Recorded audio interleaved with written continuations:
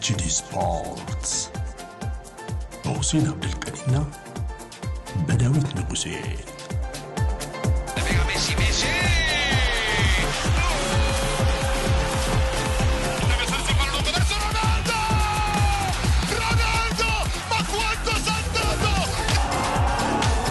Champions again! HD Sports ተናስተልኝ እንዴት ናችሁ ብለናል። ኤችዲ ስፖርት መጥቷል። ሐሙስ ከሰዓት ፕሮግራማችን ነው። እንግዲህ በስራት ኤፍኤም 101.1 ጣቢያው ነው። በዚህ በተወዳጅ ጣቢያ ለ25 ደቂቃ ቆይታ እናደርጋለን። አብራችሁ እንድትሆኑ በማክበር እንጠይቃለን። ኤችዲ ዩቲዩብ ላይ ይሄው ፕሮግራም ይገኛል። በነገራችን ላይ እንደው ቀደም ብለንም እንደምናስቀምጠው ታውቃላችሁ፣ እንድትከታተሉ በማክበር እንጋብዛለን። በለንደን ደርቢ የሁዱ ጨዋታ ማይክል ኦሊቨር አስቀድመው ይህን ጨዋታ እንዲዳኙ መመደባቸው እንዲሁ የአርሰናል ሰዎች አለመውደዳቸው ሲገለጽ ነበር። ሰንበት ብሏል ይሄ ከወጣ በነገራችን ላይ። ይሁንና አሁን የሚወጡ ዘገባዎች ደግሞ በቶተናሞችም በኩል እኚህ ሰው ላይ ቅሬታ አለ የሚል ነገር እየተንጸባረቀ ነው። እንግዲህ በሁለቱም ክለቦች ያልተወደዱት ዳኛ ይህንን ጨዋታ በምን መልኩ መርተው ይወጣሉ እናነሳለን። ከዛ ውጪ በፕሪሚየር ሊጉ ከ3 እስከ 10 ባሉት ቡድኖች መካከል ያለው የነጥብ መቀራረብ እጅግ በጣም አስገራሚ ነው። አንድ ሙሉ ጨዋታን በስኬት የወጣ ቡድን ወደ ላይ ካለበት 10ኛ ደረጃ እንዴት ሊወረወር እንደሚችል ያለው የነጥብ መቀራረብ ትልቅ ማሳያ ሆኖ እየቀረበ ነው የሚገኘው። ይሄ ነገር ካለፉት ዓመታት ካምናው ምናልባትም ደግሞ በአቨሬጅ በአማካኝ ወደ ኋላ ሲኬድ ያለው ሁኔታ ምን ይመስላል፣ የሚሰጠንስ ነገር ይኖር ይሆን ወይ የሚለውን እናነሳለን በዛሬው ቆይታችን። ጊዜ የሚኖረን ከሆነ ደግሞ ከአሌክሳንደር ኢሳቅ ጋር የተያዘ ነገር እናነሳለን። ኢሳቅ እንግዲህ ለሀገሩ ስዊድንም ሄዶ የፈጠረው አንዳች ነገር የለም። ከሊቨርፑል ጋር በዚህ ወቅታዊ ብቃቱ ምን አይነት ነገር ሊያሳይ ሊፈጥር ይችላል የሚል ነገር እየተነሳ ነው። ጊዜ ካለን ይህንንም ጉዳይ እናያለን። ከባካል ዳንኤል ጋር ቆይታ የማደርግበት እንግዲህ አጭር ቆይታችን የሚንጸባረቅበት ፕሮግራም ነው። ጀምረናል። ባካል እንዴት ነህ ብያለሁ። አለን ዴቭ፣ እንዴት አለ? አድማጭ ተመልካቾቻችን እንዴት ናችሁ ብያለሁ። ጀምረናል። እንግዲህ የሊጉን ጉዳይ እናነሳለን ብለናል። እንግዲህ ተመስገን ነው። 1-2 ሳምንት በለው አይደለ ፈጀ ነው የምልህ። ማይገፋ አታካሽ ሆኖ ነበር። አንዳንዴ ደግሞ ፉይትል ነበር። አሁን ግን ደግሞ አታከተ ልበል አላውቅም ነው ወይስ እዚህ መካከለኛ ወደ ኩራሳው ምናምን ሄዳለሁ ስትለኝ ስለነበር እንግዲህ በሐሳብ ነው ነው ወይስ ሁሴን እሱን ጨዋታ ሊከታተል ይሆን ሄደው ወደ ረፍት ብዬ ነው አላውቅም። ያው ይሄ እዚህ ሀገር አሜሪካ እንደሚኖር ሰው ጫና ይበዛብሃል።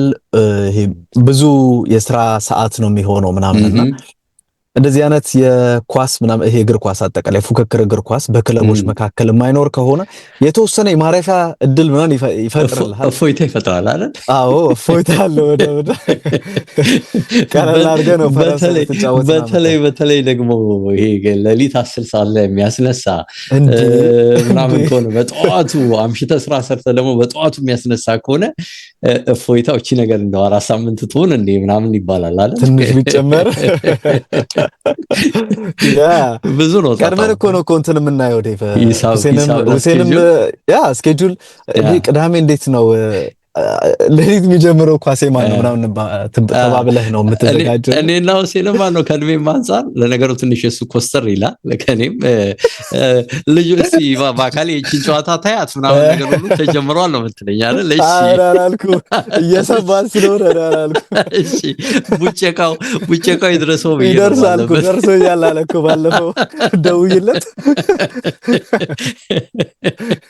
ለሁሉም ፈገግ ብለን እንጀምር ብዬ ነው። እሺ በሌለበት አነሳችሁ የተስቅታው ማለት ነው አይደለ? የስቅታው አልተረፍኩም ማለት እኮ።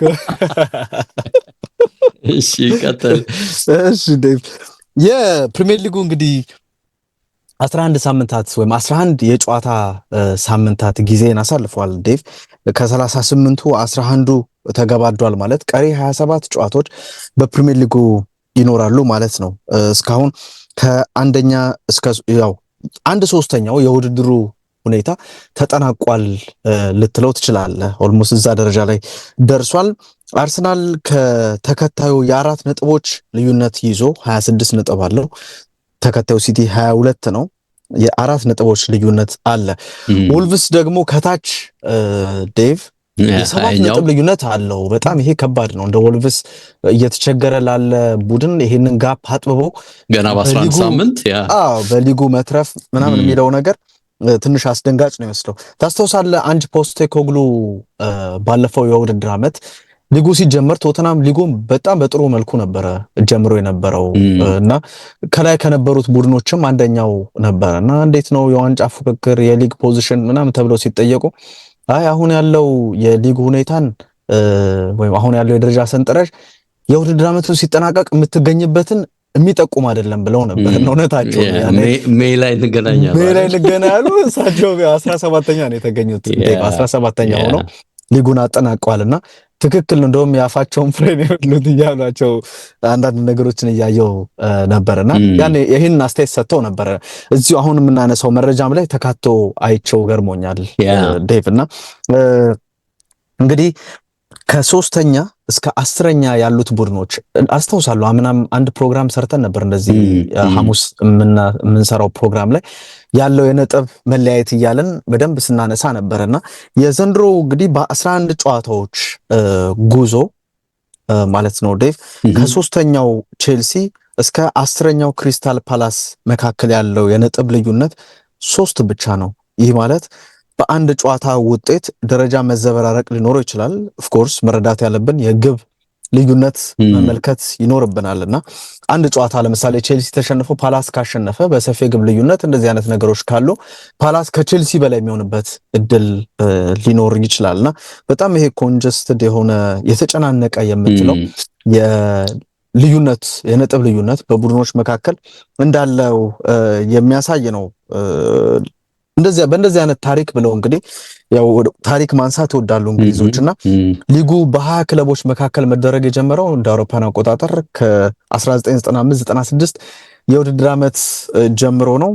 ከዛ በኋላ በ20 ክለቦች መካከል መደረግ ከጀመረበት ጊዜ አንስቶ ይሄን ያክል ከ3ኛ እስከ 10ኛ ባሉት ቡድኖች መካከል ያለ ጠባብ ልዩነት የታየው አምና በ2024-25 የውድድር ዓመት 2002-3 የውድድር ዓመትና 2005-6 የውድድር ዓመት ላይ ነበረ።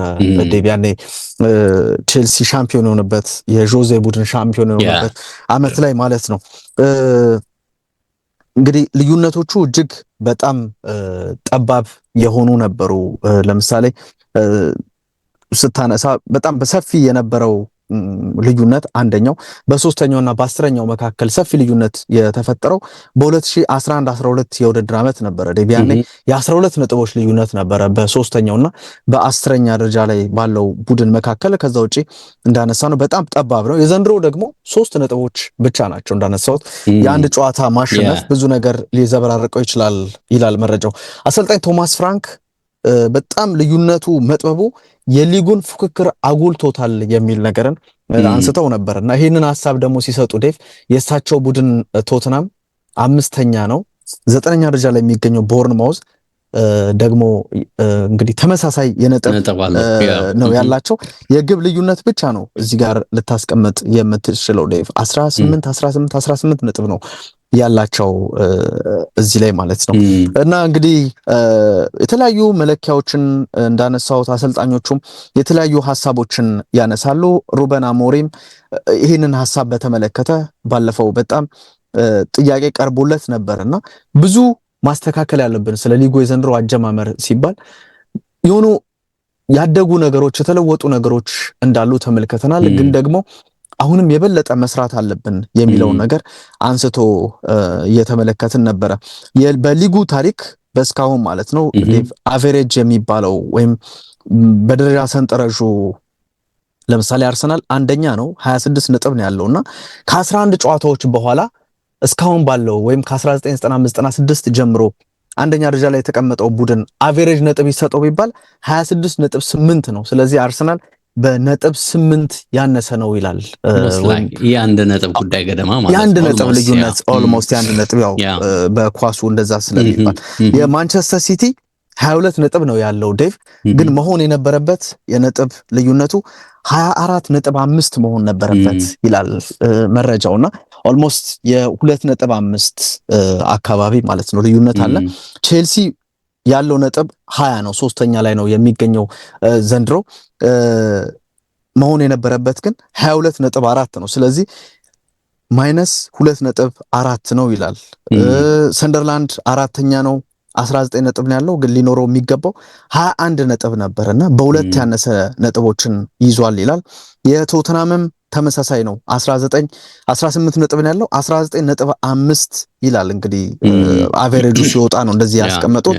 የአስቶን ቪላም እንደዚሁ በነጥቦች ልዩነት ነው ዴቭ ያለውና ብዙዎቹ ለምሳሌ ማንቸስተር ዩናይትድ የሚገኝበት ቦታ ማለት ነው 7ኛ ደረጃ ላይ ነው የሚገኘው ያለው 18 ነው ሊኖረው የሚገባው በስካሁኑ ግን የነጥብ አደማመር 17.7 ነው። ዩናይትድ እንግዲህ ቅድም እና አርሰናልን በኔጌቲቭ እያልን ነበር ወይም አሁን ካገኙት ቢያንስ አርሰናል 1 ነጥብ አካባቢ መጨመር ነበረበት፣ ሲቲ 2.5 ቼልሲ 2 እንደዚህ አይነት እያልን ስናስቀምጥ የማንቸስተር ዩናይትድ ግን እንደውም ፖዚቲቭ 0.3 ነው አሁን ካለበት አንፃር እያስቀመጡ የሚገኙት። ሊቨርፑል 8ኛ ደረጃ ላይ ነው የሚገኘው ሊኖረው የሚገባው 16.7 ነው ይላሉ። ግን ሊቨርፑል ያለው 18 ነጥቦች ነው።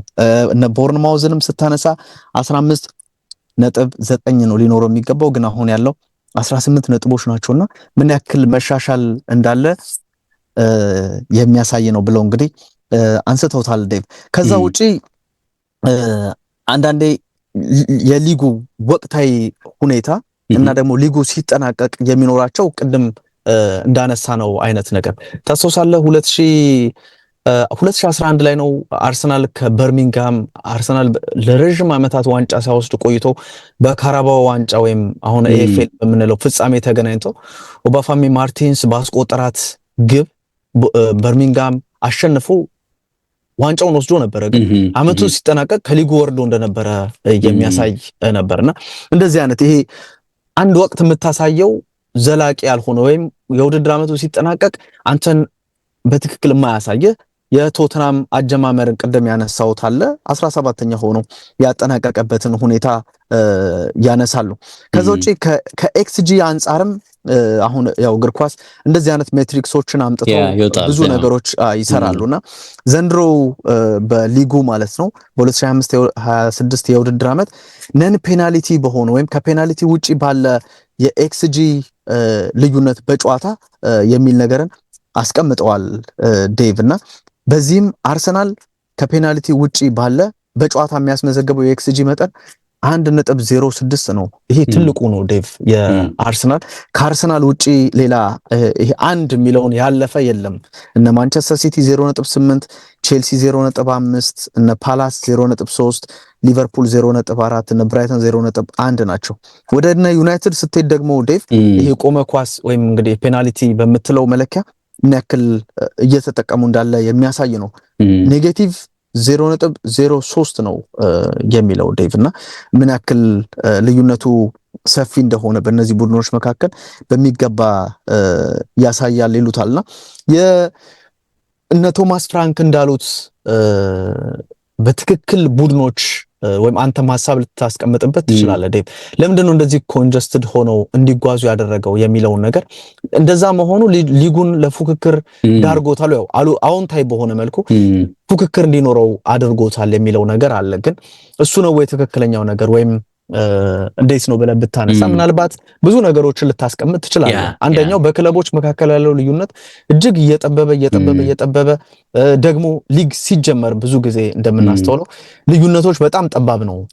አንዳንድ ቲሞች ሰርፕራይዝ ይኖራቸዋል እንደ ሰንደርላንድ ሰርፕራይዝ ይኖራቸዋል።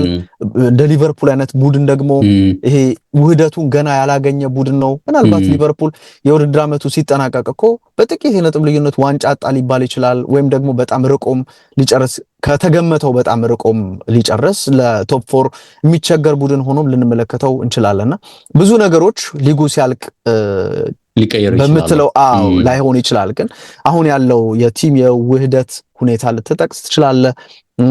ኦፍ ኮርስ በክለቦቹ መካከል ያለው ልዩነት እየጠበበ እንደ ሰንደርላንድ አይነት ቡድን ስንት በመቶዎች የሚቆጠር ሚሊዮን አውጥቶ ተጫዋች እየገዛ እንዳለ ስትመለከትና ልዩነታቸውን ለማጥበብ የሚደረገው ጥረት በደንብ በአይነ የሚታይ ነውና አንተ ምናልባት እንደ ልዩነት ወይም ልዩነቱ ሊጠብ ያደረገው የሚለው ነገር አንስተ ማለፍ እንችላለን እንዴ? ያ ብዙም ብለዋል። ብዙም እዚህ ላይ ጊዜ ላጠፋኔም አልፈልግም። እንዳልከው ትልልቅ የሚባሉት ቲሞች ባልተለመደ መልኩ ከፍ ያሉ ጨዋታዎችም ፈጠን ብለው አድርገዋል። አይተህ ከሆነ አርሰናል የዚህ ተጠቂ እንደሆነ አይተናል። ሊቨርፑል መጀመሪያ ሳምንት ላይ ቀስ ብሎ መጣና በኋላ የመጡት ጨዋታዎች በሙሉ ትልልቆች ናቸው። ሲቲ በሂደት እያየን ነውና ትልልቆቹ ይጠበቁ የነበሩት ቶሎ እንደው እንደ ስፕሪንግ ቦርድ ይጠቀሙበታል ምንድነው ደረጃውን የተባሉትም ቲሞች አልወጡትም። ይሄንንም ስታይ ከዛ ውጪ ግን አንድ ሊጉ ያሳየን ያለ ባህሪ የሚመስለው ይሄ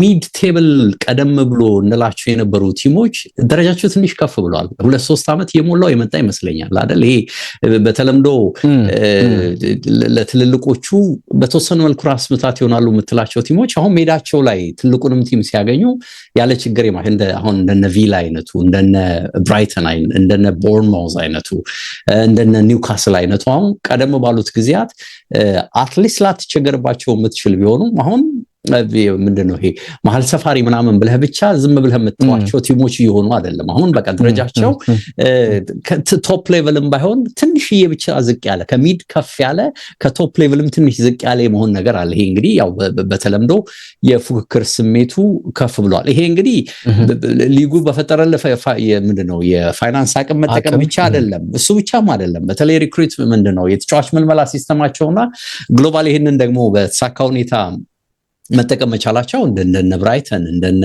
ቦርንማውዝ እያየን እኮ ነው። በቃ እንደነ ኒውካስል ወጪ አይደለም በትልቁ ወጪ ውስጥ ሲገቡና ሰርፕራይዝ ያደርጉ ሀብታም ኦፍ ኮርስ ቪላ እዚህ ላይ በተወሰነ መልኩ ሲንቀሳቀስ ታያለህ። ግን እንዲህ አይነት ክለቦች ይዘው የመጡት ነገር ጫናው በቀላሉ ሊታይ የሚችል በቃ ፎር ግራንት ሲቲ ሄዶ ከሌ ሜዳ ላይ በተለይ ከነዚህ ቲሞች ጋር ነጥብ ይወስዳል። አርሰናል ያለ ችግር በመከራከር የምትችልበት ነገር እየቀረ ይመጣ ይመስላልና ዞሮ በጥቅሉ ስትሄድ ከፉክክር ሴንቲሜንት ከአቅም ከደረጃ መቀራረብ ጋር ልታያይዘው ትችላለህ። ግን ልዩነቶቹ ብዙ ናቸው ብለን ልንሄድ እንችላለን። በርከት ያለውን ሰዓት እዚህ ላይ ወሰድን ይመስለኛል። በቀረው ሰዓት አይ ነው ብዙ ሊያወራን እንደሚችል እኔም አስባለሁ። ግን በተወሰነ መልኩ እዚህ ላይ እንለፈው። የማይክል ኦሊቨርን ጉዳይ እናንሳ። ስማቸው እንደወጣ እንግዲህ ከትናንት በስቲያ ጀምሮ በአርሰናል ሰዎች በጣም በርካታ አስተያየት ሲሰጥ እንደነበር ታስታውሳለህና የነዚህ ሀሳቦች መበርከት ደግሞ ምን ነገር ይዞ ይመጣል በእሁዱ ጨዋታ ላይ ተብሎ ነበር ሲነሳ የነበረው። ግን አሁን እንደሚወጡ ዘገባዎች ከትናንት ጀምሮ ደግሞ የቶትናም ደጋፊዎችም በቶትናም በኩል አንዳንድ ጽሁፎችን የሚያወጡ አካላት እኚህ ዳኛ ለኛም ጥቅም የላቸውም ለምን ከአርሰናል ጋር ብቻ ይያያዛሉ የሚል ነገር እያንጸባረቁ ነውና እዚህ ጨዋታ ላይ ሲሾሙ እንግዲህ በተለይ አርሰናልን ጌም ሲያጫውቱ አሁን በኃላፊነት እንዲመጡ ሲደረጉ ከ10 ወራት በኋላ ነው በነገር ላይና እገዳቸው ልክ ባለቀ በሳምንቱ ነው እዚህ ጨዋታ ላይ መደቧቸው። የሚገርም ነገር ልክ አለቀ ተባለ። ይሄንን ጨዋታ የማጫወት በተለይ አርሰናልን የመዳኘት ነገራቸው ከእገዳ ጋር የተያዘ እንግዲህ በውስጥ የተደረገ እገዳ ይሁን ኦፊሻል አይታወቅም። እገዳ እያሉ እያወሩ ነውና ግን ወዲያው መጡ። ታስታውስ ከሆነ ያኔ በጣም ውዝግብ የፈጠሩበት መነሻ ለሉዊስ ኬሊ የሰጡት ቀይ ካርድ ነውና ረዳቶቻቸውም ወዲያው ነበር ያንን ውሳኔ ያጸደቁት። በተለይ ስቱዋርት አትዌል የሚባለው በቪአር ላይ የተቀመጠው ሰውዬ ወዲያው ደገፋቸው። ያም ተጫዋች ወጣ። ችግሩ አርሰናል ያንን ጨዋታ አልተሸነፈም። ኮልብስ ያደረገውን ጨዋታ 1-0 አሸንፎ ወጣ። ግን በኋላም አርሰናል ያንን ቀይ እንዲነሳ አደረገ። ከሰውየው ጋር በተያዘ እንግዲህ ይጨክናሉ አርሰናል ላይ የሚል ነገር ከዛን ጊዜ ጀምሮ ብቻም ሳይሆን ቀድሞ ባሉትም ጊዜያት በስፋት ይነሳ ነበር ታስታውሳለህና ቁጥሮችን እያየው ነበር ሰውየው ጋርና አርሰናል ጋር በተያዘ በርካቶች የሚያነሱት ሊሆን እንደሚችል ገምታለሁና ለአርሰናል 8 ቀይ ካርድ ሰጥቷል በዳኞች ጨዋታ ሁሉ። ቀጥሎ የሚመጣው ኤቨርተን ነው። 3 ቀይ ካርድ ነው የሰጡት። ከአርሰናል ቀጥሎ የሚመጣው ቡድን በ5 ቀይ ካርድ ልዩነት አለው። ኤቨርተን ነው ቀጥሎ የሚመጣው ደግሞ ቼልሲ ነው። 2 ቀይ ካርድ ነው ለቼልሲ የሰጡትና የአርሰናል ሰዎች ተቃውሞ ላያስደንቅ ይችላልና እኛ ላይ ሴንሲቲቭ ናቸው። ለምን ደግሞ ይሄ ወሳኝ ጨዋታ በተለይም ንክኪ ያለበት የደርቢ ጨዋታ ደጋፊውም ተጫዋቾቹም አሰልጣኞቹም ሞር ኢሞሽናል በሚሆኑበት ጨዋታ እኚህን ሰው የማምጣት ለምን አስፈለገ? አርሰናልንስ እንዲዳኙ ከተፈለገ ለምንድነው ለዘብ ባለ ጨዋታ ክርክር ጭቅጭቅ በማያስነሳ ጨዋታ ሊመድቧቸው ያልፈለጉት የሚል ነገር መጣና ብዙ ተነሳ። እሱ ብቻ አይደለም ደግሞ የሚገርመው ቪአር ላይም የተመደቡት ያኔ በቀይ ካርድ ሉዊስ ኬሊ ሲወጣ ትብብር ያደረጉት ስቱዋርት አትዊል ናቸው አሁንም እና በቃ አንድ ግሩፕ አድርገው አምጥተዋቸዋል በተወሰነ መልኩና የአርሰናሎች ስጋት በተወሰነ መልኩ ጥያቄ ሆኖ ሊገባ ይችላል። ይሄ ብቻ አይደለም እንግዲህ ታሳውሳለህ ትሮሳርደን እንዴት በቀይ እንዳስወጡት ከዛ ቀደም ባለ ጨዋታ ብዙ ይላሉ። አሁን ግን ጠንከር ብሎ የመጣው የቶተናሞች ጉዳይ አምና ከአርሰናል እኛን ያጫወቱን እሳቸው ናቸው ነው የሚሉት ደጋፊዎችና 3-0 ተመርተን በዚህ ጨዋታ 3-2 ጨርሰናል። 2 ጎል አግኝተን ያው የጎሉ መጠን አጥብበናል። ግን ሁለተኛ ጎል እንድናስቆጥር ግልጽ ፔናልቲ ቦክስ ውስጥ ዴክላን ራይስ ጥፋት ሰራ። እንግዲህ በግልጽ የታየ ጥፋት ነው። ዳኛው ግን በኤንደቪስ ላይ የተሰራውን ጥፋት ከማየት ይልቅ ዝም ብለው ችላ ብለው አለፉት። በኋላ የቪአር ሰዎች ጣልቃ ገብተው ነው ይሄ ፔናልቲ ለኛ እንዲሰጥ የተደረገውና በዚህ ሴንሲቲቭ ጨዋታ ላይ ነው የሚሉት በዚህ ቁልፍ በሆነ ጨዋታ ላይ የቫር ጣልቃ ገብነት እስኪፈጠር ድረስ እንዴት ነው የቆዩት ነው ወይስ በሚል ነው የቶትናም ሰዎች እያነሱ ያሉትና ስህተት መስራት ትልቅ ችግር ላይሆን ይችላል። ግን ይሄ የደርቢ ጨዋታ በጣም የብዙዎች አይን ያለበት በተለይ ከደጋፊዎች አንፃር ይዞ የሚመጣው ጣጣ እየታወቀ አትሊስት ፔናልቲ ሰጥተው ቢሳሳቱ ነው የሚመረጠው ወይስ ችላ ማለት በሚል አሁንም አናምናቸውም የሚል የጥርጣሬ ሐሳብ ደጋፊዎች እያንጸባረቁ ነው ያለው። እንግዲህ አሁን በሁለቱም ክለቦች በኩል እንደምታየው ጫናው በርክቷል። ቶተናሞችም ለኛም ችግር ናቸው እያሉ ነው። አርሰናሎችም ገና ከወዲሁ በጥርጣሬ ነው ይሄንን ጨዋታ እያዩት ያሉት።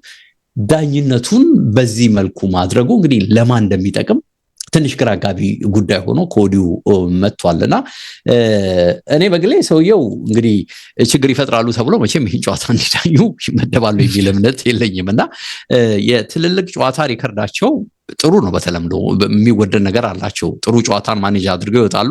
አልፎ አልፎ የሚፈጠር ነገር እንዳለ እናያለን።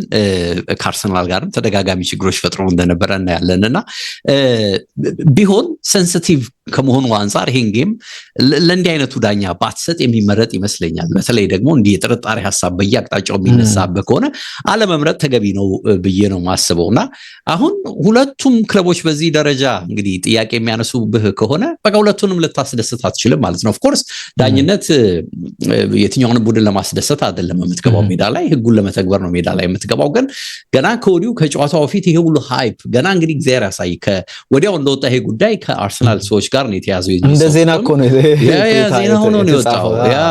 ዜና ሆኖ ነው የወጣው። አሁን ደግሞ እንግዲህ የቶተናም ጸሐፍት ይሄንን ማንጸባረቃቸው ፕሮባብሊ ከሰውየው ጋር በተያዘ ሌላ ጫና ለመፍጠር እንደሆነ ባታቅም ትልቅ መነጋገሪያ ሆኗልና እኔ አይ ቲንክ በጨዋታው ላይ የሆነ ነገር ከተፈጠረ ለሰውየውም ለፒጂኤሞሉም በተለይ ለሃዋርድ ዌብም ትልቅ ፈተና የሚሆን ነው የሚመስለውና አዶኖ ለምን እንዲህ አይነት ነገሮች ላይ ጥንቃቄ እንደማያደርጉ በተለይ በውዝግብ እየተሞላ እየቀጠለ ነው እንደምታውቀው ይሄ አካልና የመከራከሪያ ርዕስ ሆኖ መጥቷል ልህ ነው በተወሰነ መልኩ እንዳልከው ዜና አንድ ዳኛ ይመደባል። በቃ ሁሌ ዳኛ ስለሚኖር ዜና ሊሆን አይችልም። የዜና ባህሪያት ከሆኑት ውስጥ አንደኛው ላይክ ምንም ውስጥ ላይገባ ይችላል። ግን ደግሞ ሰውየው የውዝግብ ምክንያት ስለሆኑ ዜና ሆኗል። ደግሞ ከአርሰናል ጋር እንዳነሳው አንዳንዴ የጨዋታው ሂደትም ሊሆን ይችላል። አሁን እሳቸው አርሰናል ላይ ጨካኝ ሆኖ ብቻ ላይሆን ይችላል እኮ ግን የጨዋታው ሁኔታ ማስገድዷቸው ሊሆን ይችላልና ቁጥሩ እንዴት አይነት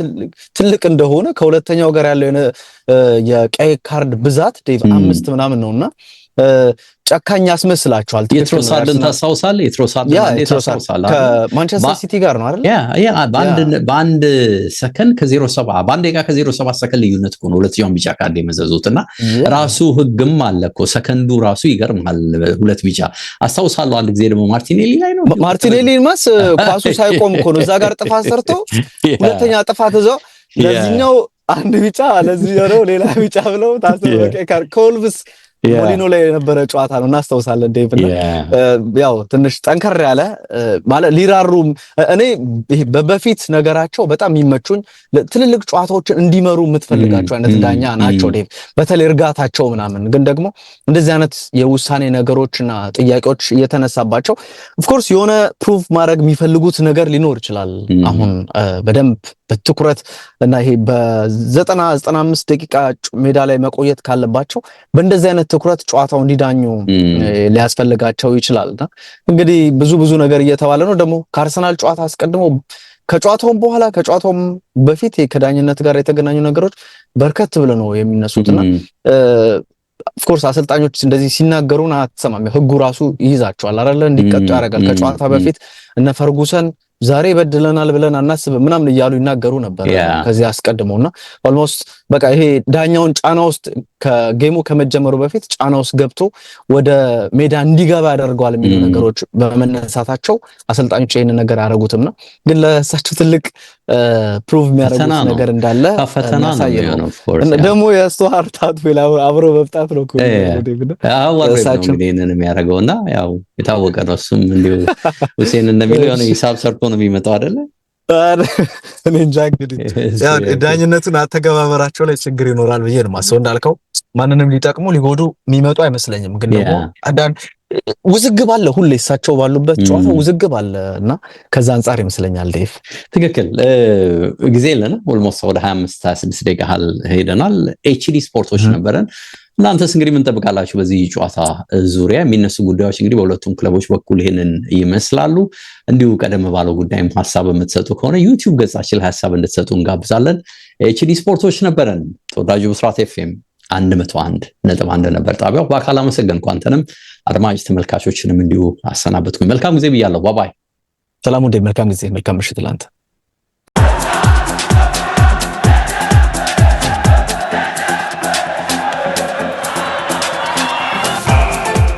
ኤችዲ ስፖርትስ በሁሴን አብዱልቀኒና በዳዊት ንጉሴ